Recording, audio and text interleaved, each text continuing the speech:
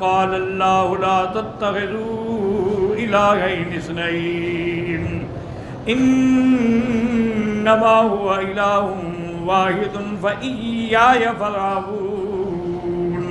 اللہ نے فرمایا کہ تم نہ پکڑو دو خدا، اللہ تبارک و تعالیٰ کی وہی ذات ہے، وہی معبود برحق ہے جو ایک ہے، تم صرف مجھ سے ہی خوف کرو۔ تو پہلے اس میں یہ دلائل دیے گئے کہ اب دیکھیں نا جی، مثلا درخت ہیں، پہاڑ ہیں، حتیٰ کہ علماء نے لکھا کہ خود انسان ہے، اس کا سایہ بھی دیکھیں، کبھی برابر ہے، کبھی دائیں ہے، کبھی بائیں ہے، کبھی گھٹتا ہے، کبھی بڑھتا ہے۔ اسی طرح جتنی چیزیں ہیں، پہاڑ ہیں، درخت، ان کا سایہ بھی دیکھو، کبھی دائیں ہے، کبھی بائیں ہے، کبھی بالکل برابر میں ہے۔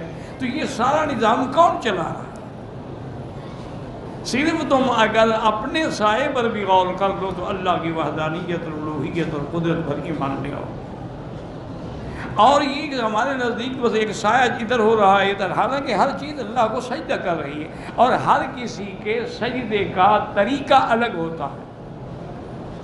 جیسے کہ اللہ فرماتے ہیں من شیء الا یسبح بحمدہ، دنیا میں کوئی چیز ایسی نہیں جو اللہ کی تسبیح بیان نہ کر رہی، وَلَٰكِن لَّا تَفْقَهُونَ تَسْبِيحَهُمْ، لیکن ان کی تسبیح کو تم سمجھ نہیں سکتے ہو وہ کیسے تسبیح کرتے ہیں، ورنہ ہر چیز تسبیح کرتی ہے۔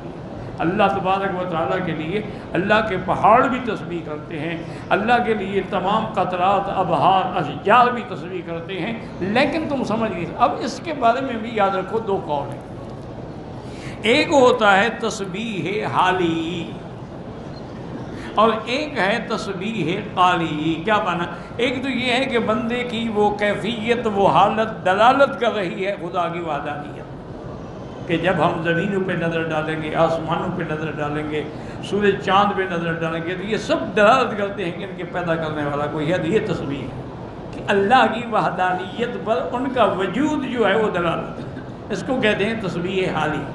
اور ایک تسبیح قالی ہوتی ہے کہ جیسے ہم کہتے ہیں سبحان اللہ الحمد، اسی طرح ہر چیز تسبیح بھی کرتی ہے اور اب زبان سے کرتی ہے۔ جیسے کہ حضرت سلیمان علیہ السلام نے چیونٹی کی بات سمجھ لی، ہم نہیں سمجھ سکتے۔ اسی طرح جیسے صحیح حدیث مبارک میں آتا ہے کہ سورج جب اپنا مشرق سے چل کے مغرب کی طرف آتا ہے اور پھر دورے کے لیے آتا ہے، تو وہ اللہ کے عرش کے نیچے سجدہ ریز ہوتا ہے۔ اب وہ سجدہ کیسے کرتا ہے؟ ہمارے سجدے کی طرح تھوڑا ہے، اس کا اپنا سجدہ ہے۔ پھر وہ اللہ سے اذن لیتا ہے کہ اب میں کہاں سے طلوع ہوں، اللہ حکم دیتے ہیں مشرق سے طلوع ہو جاؤ، اور جب قیامت قریب آ جائے گی اللہ حکم دیں گے کہ آج مشرق سے نہیں مغرب سے طلوع ہو جاؤ۔ تو ہر چیز یعنی چاند سورج بھی اللہ کو سجدہ کر رہے ہیں، اللہ کے فرشتے بھی، حتیٰ کہ ایک دن میرے آقا نے رحمت دو جہان نے، محبوب دو عالم نے صلی اللہ علیہ وسلم صحابہ میں بیٹھے تھے اور آپ نے سر مبارک اٹھایا، فرمایا اتت السماء وحق لها ان تئت، آسمان سے چرچراہٹ کی آواز آ رہی۔ عتیت کہتے ہیں جیسے اونٹ پہ رحل ہو، پلان ہو نا، اس پر زیادہ بوجھ پڑے تو اس میں ایک آواز پیدا ہوتی ہے لکڑی، اس کو کہتے ہیں عتیت عربی میں۔ فرمایا کہ آسمان سے چرچراہٹ کی آواز آ رہی، آنی چاہیے، کیونکہ ما من موضع قدر شبر، آسمان میں ایک بالش کے برابر بھی کوئی جگہ خالی نہیں ہے، الا وملک یسبح ویقدس للہ، مگر کوئی نہ کوئی فرشتہ اللہ کا کھڑا ہے، کوئی قیام میں ہے، کوئی رکوع میں ہے، کوئی سجدے میں ہے، اور سب اللہ کی تسبیح بیان کر رہے ہیں، سبوح قدوس ربنا ورب الملائکۃ والروح۔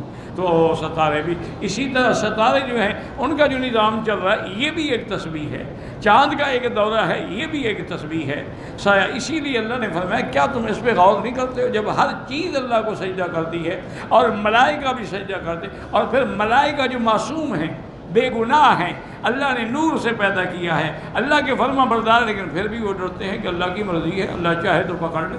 اللہ تبارک و تعالیٰ سے کون پوچھے گا کہ کیوں پکڑ لیا ہے؟